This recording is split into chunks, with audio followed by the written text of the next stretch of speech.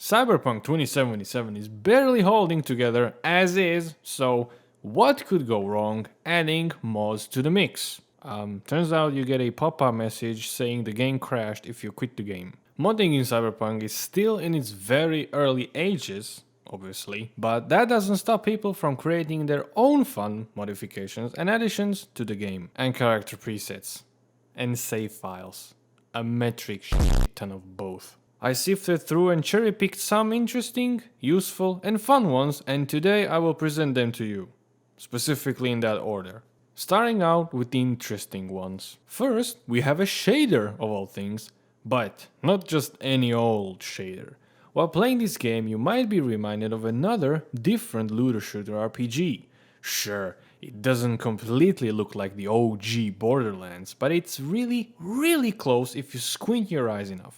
Sadly, there are still some hiccups to this one in the shape of the text being cel-shaded as well, or the whole inventory menu, and just minor graphical bugs. CD Projekt Red has promised vehicle customizations before the game even launched. Well, it's finally here. Sort of. This mod allows you to change the selected vehicle, vending machines and even NPCs, but you can only change it to pre-existing forms in the game. You finally bought your very own Caliburn, but it's white and gold. There are way cooler ones looking out there and you're stuck with that. Or what if you're talking to some bitch? At least now you'll have something to look at. What the I wrote here? Now we can move on to the useful ones. This first one is only useful to you if you are a little bitch. This is Toggle Infinite Stamina. A simple mod that by just pressing a hotkey gives you infinite stamina. Go figure. So you can do anything you want to, like sprint, dodge, jump, swing your fisticuffs. Okay, look. All those mentioned actions are not really a stamina issue with the right perks or even later in the game. The only use for this thing mod could be used for is exploring the waters in and around Night City. But why? Do you ever find yourself picking up everything your Kiroshi optic artificial eyeballs lay their sight on? Do not lie. You do, at least at the start of the game. Food and drinks are one of them, but there is so many variations that it just clutters your inventory. This mod simplifies this by combining all generic foods into one item, and the same goes for liquids. You can also set hotkeys for consumables, if that is your shtick. But later on in the game you will find yourself not picking up so many random items anyway, so this mod is really useful at the start. I recommend learning, eating and drinking anything you find for the nourishment and hydration bonus. Since the dawn of day when Cyberpunk was released, their minimap was shit, and it still is. And it sucks a huge amount of dicks. This mod allows you to pick several kinds of a minimap style and zooms and even just a compass or without a compass. Gone are the days of you missing a turn while driving fast because, well, let's be honest, you shouldn't be driving fast and breaking the law, ass. But even zoomed out, the map or game doesn't seem to like that very much. But hey, at least you can see if a turn is coming up or not. It's still kind of really hard to determine if you're supposed to go off of the highway or stay on it though. So I would recommend using the high zoom setting. Thankfully, in Cyberpunk you can call your vehicle near your position rather than walking up to where you left it. That sometimes, however, results in said vehicle to be either completely else on a different road above you on a highway, sometimes even going away from you and then despawning, other times straight up just glitching out.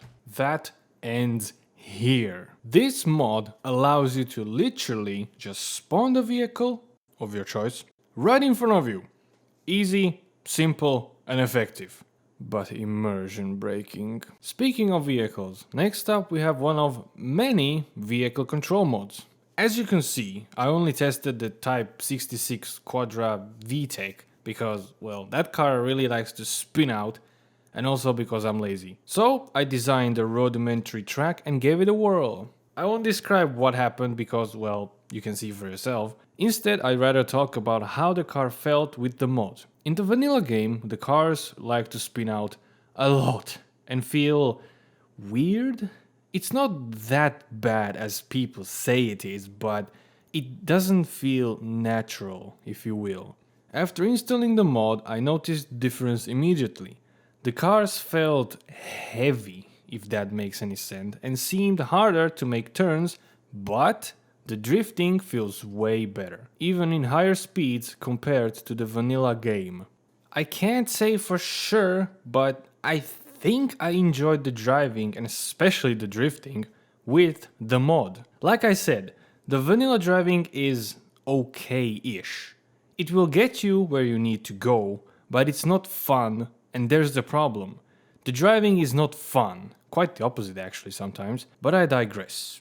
I don't really wanna flex on y'all, but I am missing only one achievement of the game, and that is because I didn't know that you cannot change your attributes of the character later on, but you can reset your perks. One single achievement to have all 44 of them on Steam. What is stopping me? Maximum level in a skill. Why would they make the maximum level of a skill 20 if you can barely even reach 15 after you finish every single gig or basically everything in the game? With a skill that you basically use for combat. You know what? Never mind. I don't want to get into it. So crafting takes ages if you want to roleplay as a firearm factory, and the same goes for disassembling. This simple mod allows you to instantly craft and disassemble items. That's it. There's no joke here. It's just that simple. Just this. Now with all of those mods out of the way, let's introduce the fun ones. There's only 2 of them though. Now, Skyrim is a very versatile game when it comes to modding.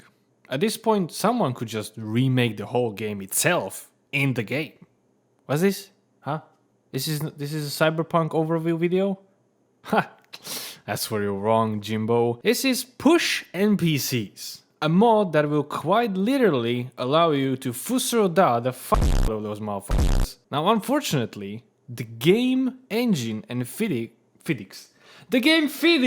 Unfortunately, the way the game engine and physics are coded makes it so that the NPCs basically explode and die a horrible, painful, blistering death, even if you push them a little bit too hard. Thankfully, you can adjust the strength of your mental force push. For example, setting it to 1 makes them just fall over. Or you can just absolutely yeet them out of space and time. What is a real shame is that, in my experience, the key NPCs are too strong to your petty mind tricks. Too bad for them, you can also possess a mental DeathNote.